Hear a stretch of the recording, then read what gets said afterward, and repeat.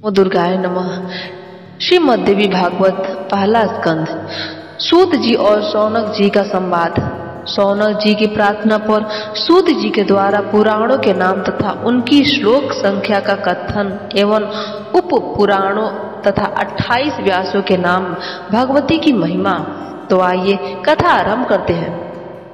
जो सर्व चेतना स्वरूपा आदि अंत से रहित एवं ब्रह्म विद्या स्वरूपिणी भगवती जगदम्बिका है, उनका हम ध्यान करते हैं। वे हमारी बुद्धि को तीक्ष्ण बनाने की कृपा करें। शौनक जी ने कहा, महाभाग सूत जी, आप महाभाग एवं पुरुष श्रेष्ठ है, क्योंकि आपने परम पावन पुराण संहिताओं का भली भांति अध्ययन कर लिया है। हे अनघ मुनिवर व्यास जी ने 18 पुराणों का प्रणय ने किया और आप अध्ययन करते रहे। वे सभी पुराण बड़े ही अद्भुत है। हे मानद सत्यवती नंदन व्यास जी के मुखारविंद से 5 लक्षणों एवं रहस्यों सहित उन संपूर्ण पुराणों को आप अच्छी प्रकार जान गए हैं। आप आज हमारा पुण्य फल दानोन्मुख हो गया, जिससे आप इस पावन क्षेत्र में पधारे। मुनियों को विश्राम देने वाला यह क्षेत्र बड़ा ही उत्तम एवं कलि के दोष से रहित है। हे सूत जी, यह मुनि मंडल की पुण्यदायी पुराण संबंधी कथा सुनने के लिए उत्सुक है। आप सावधान होकर हमें सुनाने की कृपा करें। हे महाभाग, आप संपूर्ण शास्त्रों के वेत्ता एवं त्रिविध तापों से रहित, आपकी आयु कभी क्षीण न हो। हे भगवान, अब आप वेद से संबंध रखने वाले पुराण कहने की कृपा कीजिए। सूत जी जिन्हें कान है और जो सुनने के स्वाद से भी परिचित है, वे मनुष्य यदि पुराण नहीं सुनते तो वे हतभाग्य है। जिस प्रकार षडस रस के स्वाद से जीव तृप्त हो जाती है, वैसे ही विद्वान पुरुष के वचनों के करने इंद्रियों को महान आनंद होता है। यह सभी जानते हैं। सर्पों के कान नहीं होते, तब भी मधुर स्वरों को सुनकर वे अपनी शुद्धि बुद्धि खो बैठते हैं। फिर कान वाले मनुष्य यदि सद्वाणी नहीं सुनते तो उन्हें बहरा ही क्यों न कहा जाए। ऐतमें हे सौम्य, वे सभी विप्रगण कथा सुनने की अभिलाषा से सावधान होकर नैमिषारण्य क्षेत्र में बैठे हैं। कली के भय से इन्हें महान दुख हो रहा है। जिस किसी प्रकार से समय तो बीत ही जाता है। अज्ञानी जनों का समय विषय चिंतन में और विद्वानों का समय शास्त्र अवलोकन में बीत जाता है। यह अनुभव सिद्ध बात है। अपने सिद्धांत को परिपुष्ट करने वाले अनेकों अद्भुत शास्त्र हैं। उनमें भांति भांति के सिद्धांतों का विवेचन किया गया तथा उनकी पुष्टि में प्रबल प्रमाण दिए गए हैं। वेदांत को सात्विक में, मीमांसा को राजस और न्याय को तामस शास्त्र कहा जाता है। हे सौम्य, वैसे ही आपके कहे हुए 5 लक्षण वाले पुराण भी सात्विक, राजस और तामस भेद से 3 प्रकार हैं। आपके मुखारबिंद से निकल चुका है। परम पावन देवी भागवत 5वां पुराण है। जब वेद के समान आदरणीय पुराण के सभी लक्षणों से यह ओतप्रोत है, उस समय इसका संक्षिप्त में ही वर्णन किया गया था। इसके श्रवण से मुमुक्षु जन मुक्त हो जाते हैं। यह परम अद्भुत पुराण धर्म में रुचि उत्पन्न करने वाले एवं अभिलाषा पूर्ण करने वाला है। अब आप इस दिव्य एवं मंगलमय भागवत पुराण को विस्तार पूर्वक कहने की कृपा कीजिए। सभी ब्राह्मण बड़े आदर के साथ सुनने के लिए उत्सुक है। हे धर्मज्ञ, आप व्यास जी के मुखारबिंद से इस प्राचीन संहिता का भली भांति ज्ञान प्राप्त कर चुके हैं, क्योंकि उन गुरुदेव में आपकी अटूट श्रद्धा थी और आप में सभी सद्गुण विद्यमान है। हे सर्वज्ञ, आपके कहे हुए अन्य भी बहुत से पुराण हमने सुने, किंतु उनके सुनने से अब भी हमारी उसी प्रकार तृप्ति नहीं हो रही है जैसे देवता अमृत पान से कभी नहीं खाते हैं। सूत जी, धिक्कार है इस अमृत को जिसे पीने वाले कभी मुक्त नहीं हो सकते, क्योंकि धन्य है यह पुराण जो सुनने से ही मनुष्य को मुक्त कर देता है। सूत जी, अमृत पान करने के लिए हमने हजारों यज्ञ किए, किंतु फिर भी हमें शांति न मिल सकी, क्योंकि यज्ञों का फल स्वर्ग है। स्वर्ग भोगने के पश्चात वहां से गिरना ही पड़ता है। इस प्रकार इस संसार चक्र में आने जाने की क्रिया सदा चलती रहती है।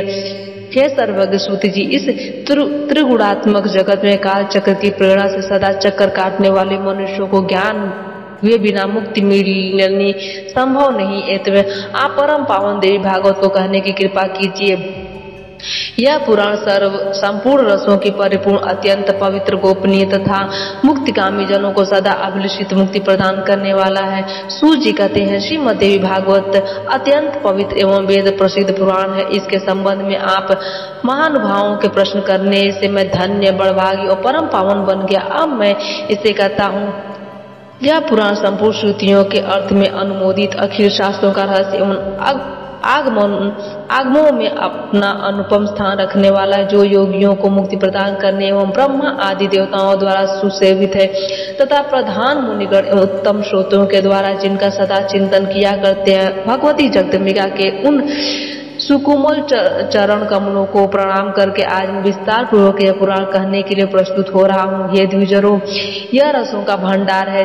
इसमें जहाँ देखिए भगवती की भक्ति निहित है, तो भगवती के नाम से ही अर्थात श्रीमद् देवी भागवत नाम से यह पुराण प्रसिद्ध है। उपनिषद में जो विद्या नाम से प्रसिद्ध है, अधा परा सर्वज्ञा जिनके नामांतर है, जो संसार के आवागमन रूपी बंधन को काटने में कुशल है, सर्वथी जिनकी सत्ता बनी रहती है, दुष्ट जन जिन्हें किसी प्रकार भी नहीं जान सकते, तथा मुनियों के ध्यान करने पर जो स्वयं अपनी झांकी दिखाया करते हुए भगवती जगदम्बिका इस कार्य में सफलता प्रदान करने की कृपा करें, जो अपनी त्रिगुणात्मिकता शक्ति के द्वारा इस सत्य असत्य स्वरूप संपूर्ण जगत की रचना करके उसकी रक्षा में तत्पर हो जाती है तथा प्रलय काल में सबका संहार करके स्वयं अकेले ही रमण करना, जिनका स्वाभाविक गुण है, उन चराचर जगत की सृष्टि करने वाली भगवती जगदम्बिका का मैं मन से ध्यान करता हूँ। पौराणिकों एवं वैदिकों का कथन है तथा यह भली भांति विदित भी है कि ब्रह्मा जी इस अखिल जगत के सृष्टा है। साथ ही वे यह भी कहते हैं कि ब्रह्मा जी का जन्म भगवान विष्णु के नाभि कमल से हुआ। फिर ऐसी स्थिति में ब्रह्मा जी स्वतंत्र सृष्टा कैसे ठहरे? भगवान विष्णु को भी स्वतंत्र सृष्टा नहीं कर सकते। वे शेषनाग की शैया पर सोए हुए हैं, नाभि से कमल निकला और उस पर ब्रह्मा जी प्रकट हुए, किंतु वे श्रीहरि भी तो किसी आधार पर अवलंबित है। उनके आधारभूत क्षीर समुद्र को भी स्वतंत्र सृष्टा नहीं माना जा सकता, क्योंकि वह रस है। रस बिना पात्र के ठहरता नहीं, कोई न कोई रस का आधार रहना ही चाहिए। इतने चराचर जगत की आधारभूता भगवती जगदम्बिका ही सृष्टा रूप से निश्चित है। मैं उनकी शरण ग्रहण करता हूँ। कमल से ब्रह्मा जी को दर्शन मिले। भगवान विष्णु योग निद्रा के अधीन होकर शयन कर रहे थे, तब उन प्रभु को जगाने के लिए पितामह ने जिनकी स्तुति की थी, उन भगवती जगदम्बिका की मैं शरण लेता हूँ। वे भगवती सगुण निर्गुण मुक्ति प्रदान करने वाली और माया स्वरूपिणी है। अब मैं उनका ध्यान करके संपूर्ण पुराणों का कथन करता हूँ। मुनिगण सुनने की कृपा करें।